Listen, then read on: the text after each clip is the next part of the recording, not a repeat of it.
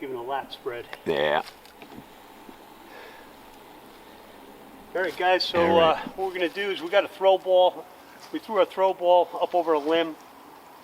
We're going to leave a paracord loop in here, but rather than just setting our preset paracord loops and not climbing, we like to come in and give it a dry run. We'll climb up the tree, look around, see if there's any shooting lanes we need to trim. We don't want any surprises the day we come in and hunt, so we like to climb in the off season. It's kind of fun anyway, and we can check it out. We'll get up high, take a look, see what it looks like, and then, like I said, when we come back to hunt it, there'll be no surprises. So I'm going to climb DRT method today. I'm going to use the variation using a foot loop. I put a video on our channel just last week about that, so you can check that out. Yeah, I'm just going to zoom into you a little bit here on that foot loop. Maybe you can show that a little bit. I basically just took my tether. I'm using my regular tether. The beauty of this is you don't have to buy any additional gear. I have a ropeman that I use on my lineman belt, so I'm going to utilize my ropeman. Or you could use a Prusik, that'll work fine as well. And I got a foot loop on my foot from my tether. So I just caught that. I've got my ropeman underneath my Blake's hitch, and that's going to be my foot loop. And what will happen is pull it up, and all I'm going to do is I'm just going to step into it. I'm not going to use a hip thrusting method like typically people use for DRT. So this is kind of going to be very similar to SRT because you're using leg strength instead of your hips and a technique. So a little bit different variation on it.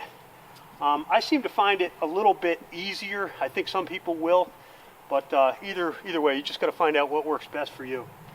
So let's give it a shot here.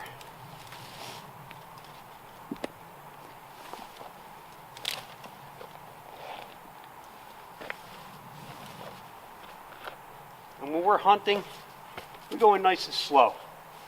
It's not a race. Nice and easy, so you're not exerting yourself.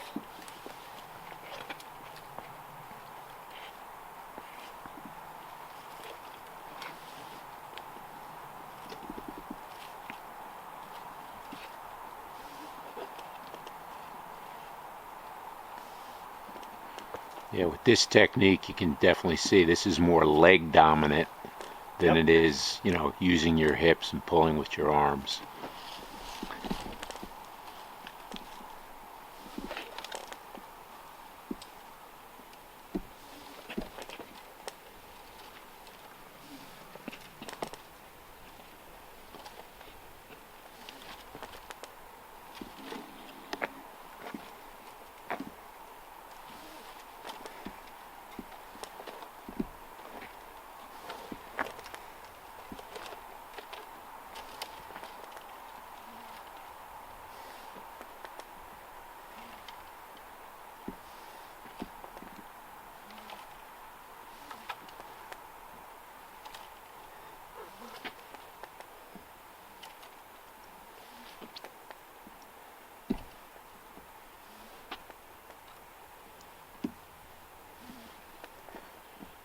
We kind of picked this beech tree out in this area because it's number one, it's a double leadered tree, so it'll work well for, you know, if we both decide to come in here and one guy film, one guy hunt. And it's a little busy too. It's got some limbs in it and stuff, so it'll kind of break you up, break our pattern up. We won't really have to get too high in here. We're on the bench. We're on a bench that runs on the side of this ridge here. We're probably more than likely going to hunt this. And a north wind will work really well. It'll cast our scent down, way down into the bottom. And the deer are typically running. Deer are typically running east to west here, west to east. So any southwest wind will throw us up over the ridge behind us. But we won't have to get too high in this tree. Joe is now about, I'd say he's about the bottom of his feet right now. He's probably about 20 feet up into this tree. I'll give you some kind of idea. I'd probably tether in right here.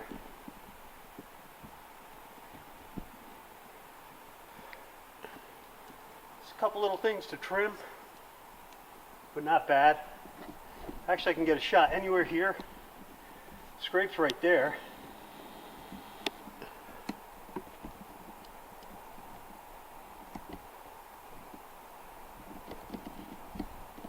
It works. Yeah, that tree'll, like I was saying before, that tree'll hold both of us nice. Yeah, both, one guy on one side, one on the other. right, one guy filming, one guy shooting. Both of our packs up in there. We won't be in each other's way. But the nice thing about that setup, where you can see where those two trunks kind of, they cross each other. With a camera arm, will be right in between the both of us. So whether, you know, I'm the shooter or Joe's the shooter, you know, it'll be kind of easy for either one of us to grab a camera arm, depending on which way this buck comes. That's it. He's down. So that's not a bad variation, you know. It's pretty easy. DRT with a little SRT foot loop involved. It's just another way to get up a tree. Yep. Yeah. Like we say, there's only thing that limits you getting into a tree is the tree and your imagination. And your imagination, absolutely, So. man. You know. All right, not bad.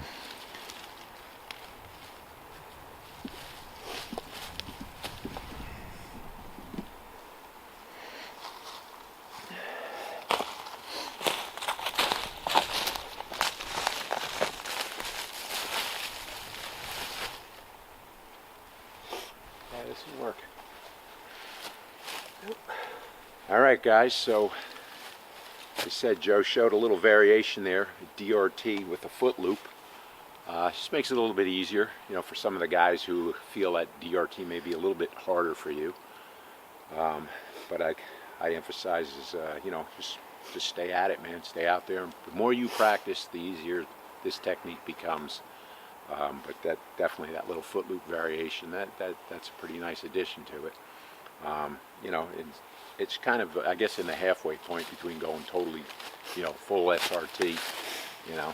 Yeah, I think, you know, probably, you know, I think with DRT there's always a little bit more friction. You're using a friction hitch that you got to pull through, and you got to go over the limb. So there's always a little bit more friction, but well, like I said, I with feel this like year, it's a little on the safer side because you're not dealing with a lot of mechanical ascenders and that sort of thing. So right. Oh, okay. I see what you're I saying. feel like I always kind of trust a Prusik or something like that. It just, I don't know. That's just me. Right.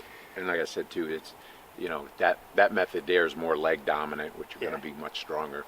And it's easy. You go slow. Yeah. You just, yeah, you know, take you're hunting. your time. You don't You're need not to race up build the tree. A sweat.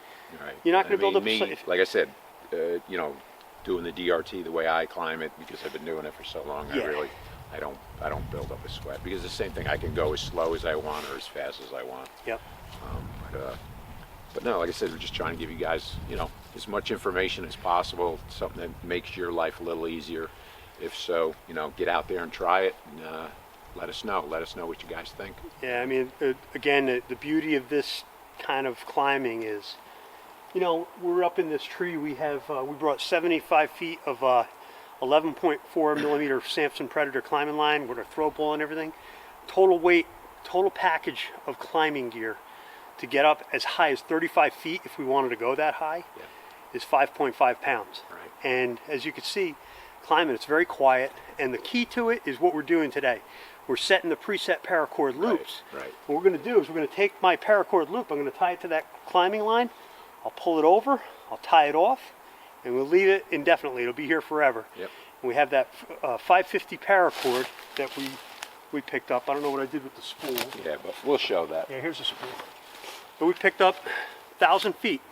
About $45, I think. Yep. It cost us. $45, and if you're gonna, what did we figure it out? If you're gonna do roughly, well, you figure, if you're 30 feet, if your limb is 30 feet, you're 60 feet of material. 25, you're 50 feet of material. Yeah. I think we figured it out. I think we figured out we get about 15 or so, more somewhere. or less.